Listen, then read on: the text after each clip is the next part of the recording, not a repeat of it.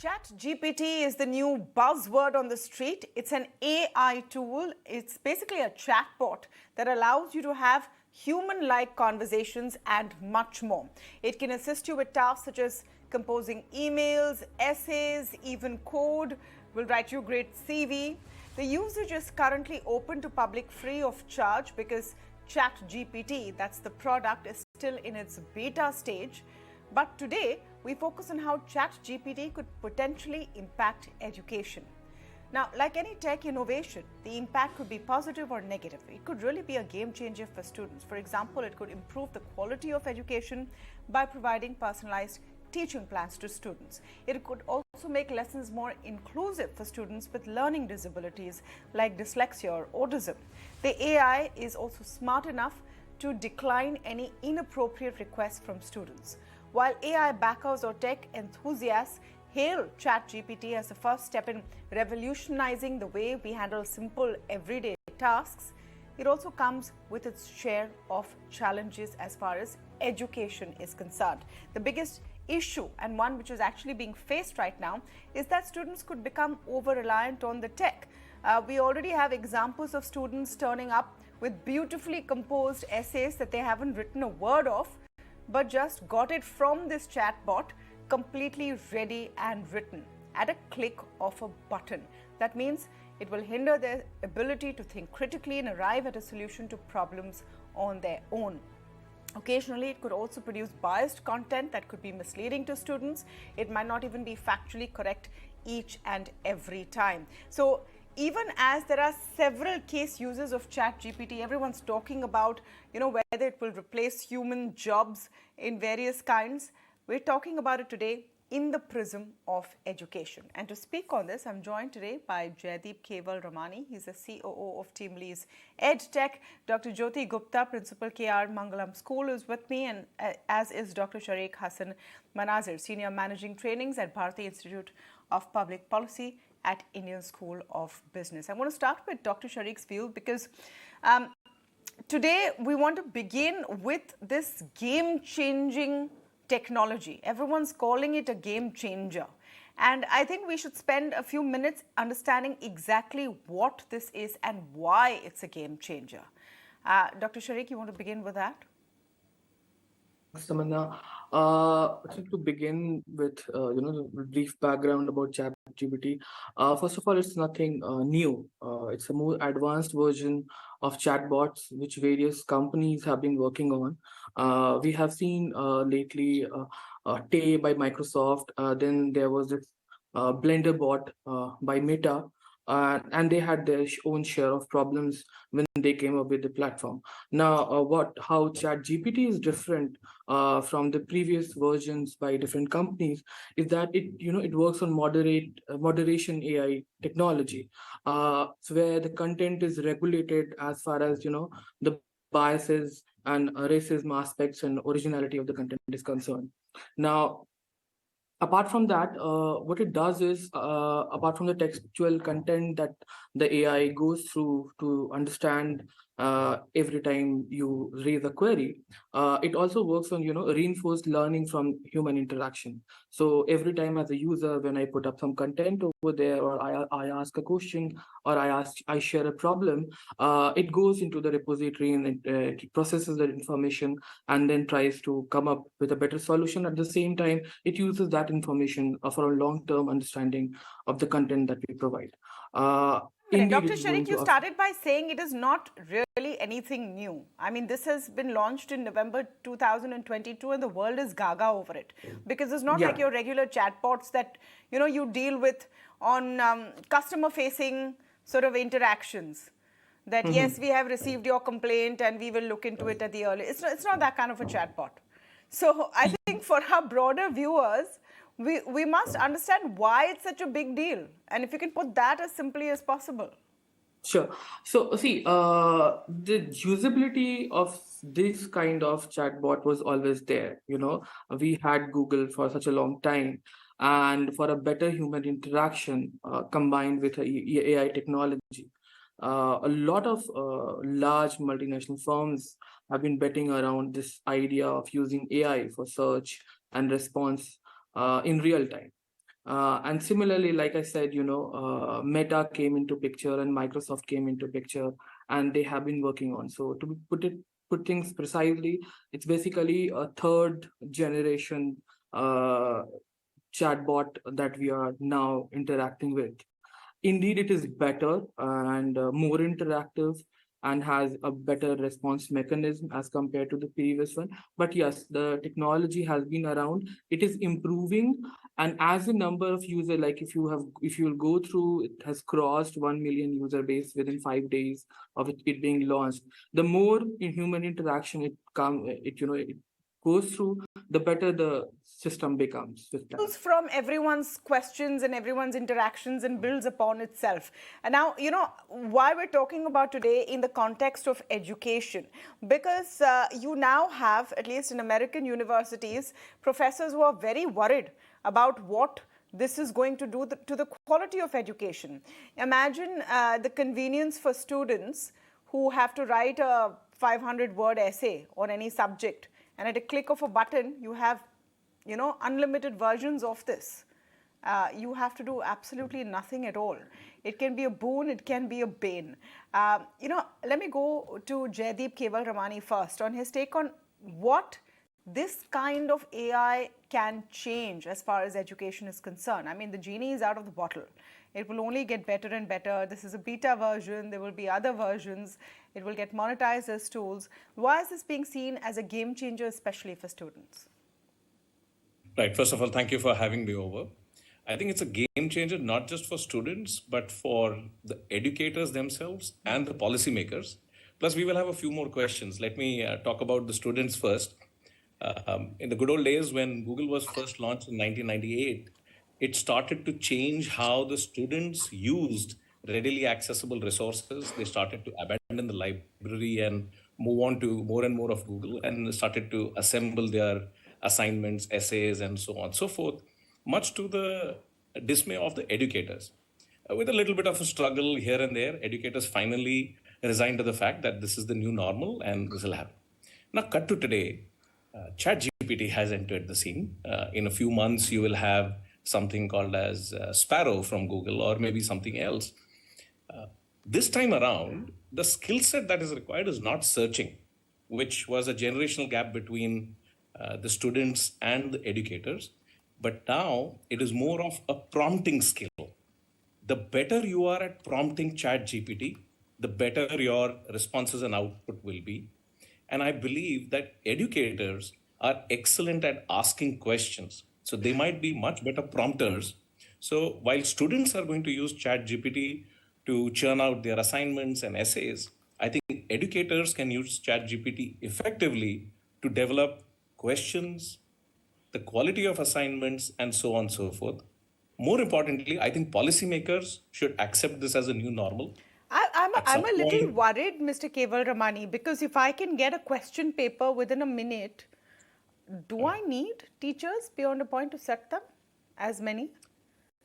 Yes, you do. So the whole idea is how do you take learning beyond what tools like ChatGPT can throw for you? So at some point, we never used calculators in our academic system, and calculators entered, the type of questions and the complexity of those also increased. So similarly, for the policymakers, we kind of urge them to integrate these tools as a part of the whole curricula, and let us look at learning beyond this, because industry is always going to demand the skill sets of innovation, problem solving, and so on. And these tools have already found their way at the workplace. So might as well the students and the educators both adopt this, build the whole learning engagement outside of this. I need to get a view from a practical view from an educator on ground. So, which is why Dr. Jyoti Gupta, I thank you for joining us on the show. Is this any educator's worst nightmare? Because you have to then track down whether those perfectly formed paragraphs without any grammatical errors and mistakes have come from that student, or is it a tool like ChatGPT? So it's not very difficult to find out as to what the children are doing.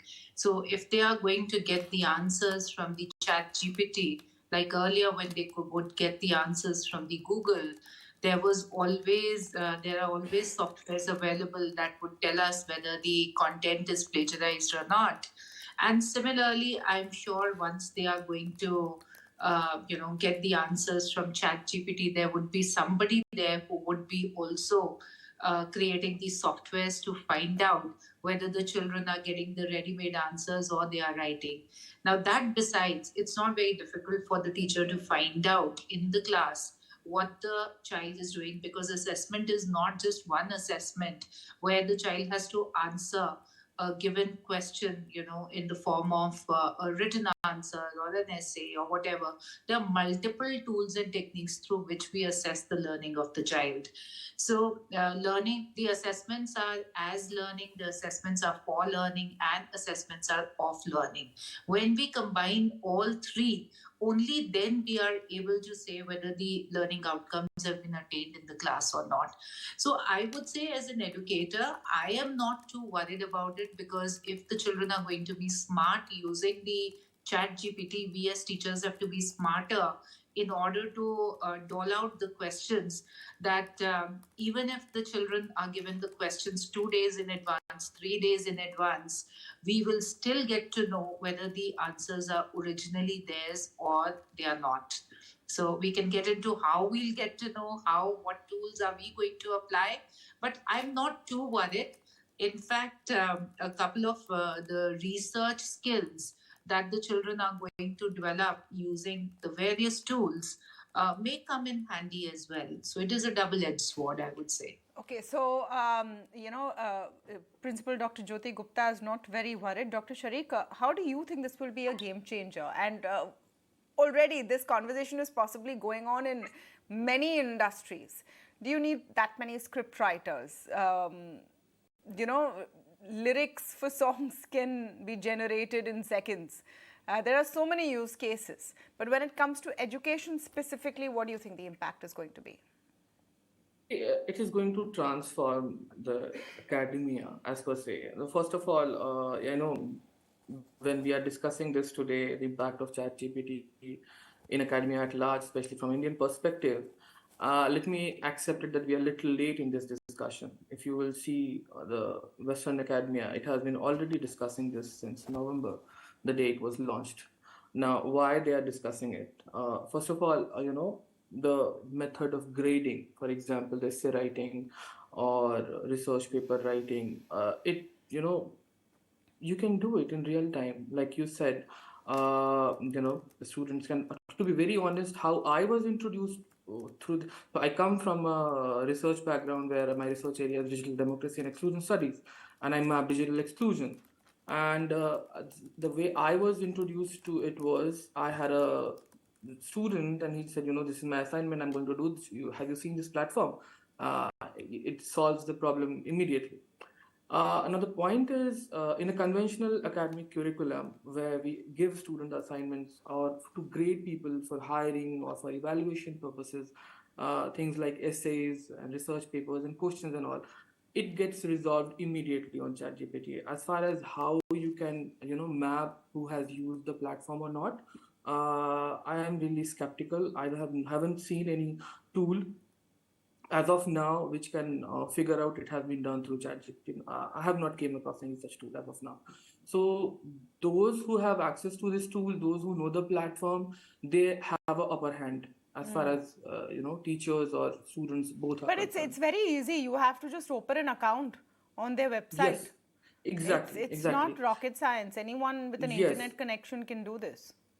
Yes, and if you have better, like you said, the prompting skill, and you know what you want exactly, and in fact, if there are scale to it. If you write, you want an essay in 500 words on a so and so topic, it will give you an answer. And if you say, I want an answer in a more complicated English or more a tougher English or a British English, American English, you get a different version and different forms with whole different narratives. So, what it does is it's kind of homogenize the idea, and the quality of the content is generic in terms. And indeed, when you talk about evaluation for hiring and all, it creates a problem. Now, it has a good, aspect to it. a majority of the work which were too generic in for as per say for example PowerPoint presentations and basic content. If you, as a student, if I want to have an immediate access to basic information about any content, I can have it. Yes, that's possible, but it has its own set of problems which is yet to be resolved. Like I said, I haven't came across any platform or into, for example, if I write a research paper, I go over Turnitin and I get a plagiarism report that this is the percentage of plagiarism in your content. That is not available right now. And Okay. yeah. So there are no tools right now. Let me go back to Dr. Jyoti Gupta, because she talked about it would be easy for us to find out. Right now, there are no tools to know. Have you seen better writing all of a sudden in the last few months? This is very, very new, Dr. Gupta, and maybe sometime before students over here also catch on to it. Some maybe already have. The problem is it's replacing human ability in the scope of creativity. That's what's a little scary about this kind of AI. What I was trying to tell you is that somebody is going to create the software or a tool where it is going to catch on. I did not say that it's already available. Right. Now, too, in schools, there are, due to COVID, all of us we moved online and the assessments and all were online. But here, while we are in our classrooms, the children are pretty much in the classroom with their textbooks, with their copies, where they have to write down the answers in the classroom. There is very little that is given as homework. So I'm really not worried, because they do not have to give the examinations online, or they are not left with the computer and themselves to give any kind of assessments there. And once the children have to give the competitive examinations, even then there is a lot of monitoring that is there. They are not left onto their on their own to write any essays or research papers or whatever. Yes, when the children are writing their SOPs, when they are writing their essays for the universities abroad, that is the time when they will be using this tool. Or children in the higher education, students of higher ed, they have to write down the papers, etc., where probably it's going to be difficult for the teachers there to find out. But in the school segment, I do not think that it is going to be a challenge per se like that. Okay, so maybe early days for this, but we need to look at the broader sort of resonance of AI making an impact in our life to this extent, from school, from university, for education system, as well as for hiring. Jaideep, does it eventually automate some jobs? Will it eventually automate some jobs? I mean, the ease and speed is frightening, honestly, for anyone who's tried it. And it'd be interesting to go out and try it. It's fairly simple. And just ask it a few questions, ask it anything. And the ease and speed with which you will get answers and variety of answers very cogently, makes one wonder whether we're looking at the start of a paradigm shift. You said it. It is the start of a paradigm shift. The short answer to your question is yes. It will change the nature of some jobs, but also it will create a whole new plethora of jobs, because you'll need people with skills that will require to manage this AI. The most immediate skill that I highlighted was the prompting skill. I mean, you'll need to acquire that, you'll need to hone that, develop that, and so on and so forth. But I mean, for 1 minute, yeah. If I understand, prompting skill, basically you need people who know how to put in the right words in a search engine. Articulate. Well, Tamanna, see, the way I might search, the way you might search, the way Jyoti ma'am might search, it will throw up very distinct results. And the way you develop your search query is also analogous to the way you develop your prompts. So that's just one skill set. When you talk about chatbots coming in, you need people who will do the machine learning.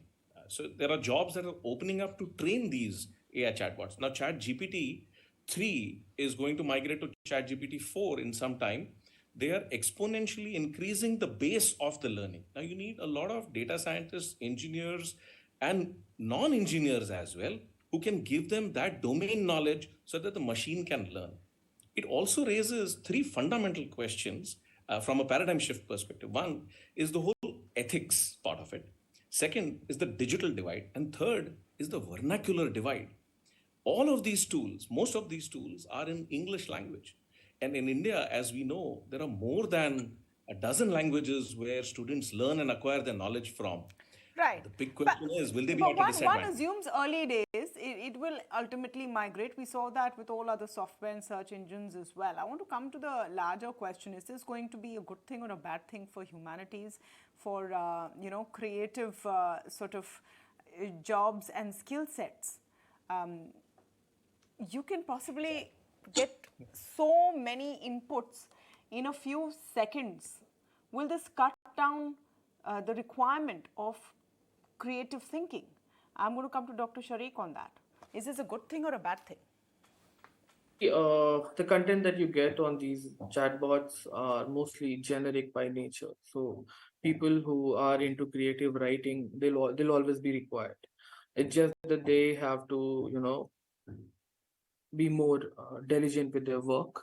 And as the user base increases, as like the co-panelist said regarding the prompting skills, as the prompting skills of the user increases, as the interaction increases, indeed, at the end of the day, the tool will become more sophisticated, response will become more sophisticated, and it will lead to job cutting. That is true. We can't deny that. Now, when you talk about, impact as far as good or bad is concerned, I completely agree to three things which was raised before me by the co-panelists, and that was regarding the digital divide, vernacular divide. So what we call it in a academic term is digital exclusion. So in India, we do not have not only we have problem of accessibility, we have social norms, language barriers, age barriers, and people who are now when I'm talking from higher education research perspective. Now people who are into higher education and who are doing research work, people who are into teaching profession in higher education, so there you will see a lot of change, pragmatic changes coming up, because those who are not very well versed, or not, the accessibility of information is limited to English language, like said earlier.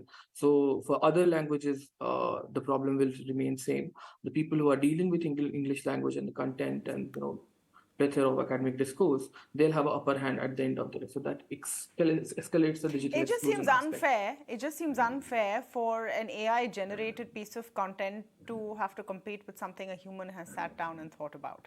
And I think those are questions for debate which may emerge over time. Dr. Jyoti Gupta, for now, back to paper and pencil in the classroom. I think the good old days will have to return to actually test skills. So they never went out.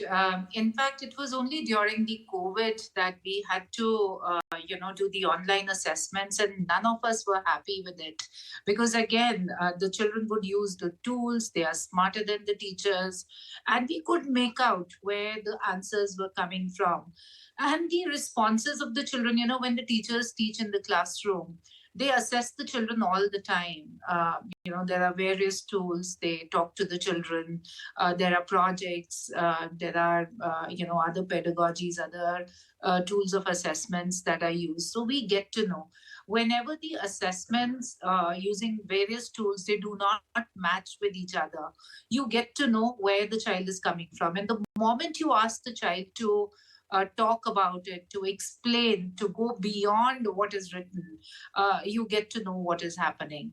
So the classroom teaching, the classroom transaction, which was in a traditional way, it will always be there. But yes, I do agree that this is a paradigm shift. The educators will make use of this. The children will make use of this. I would rather take it as a tool, as a research tool where the children may, get to understand that how different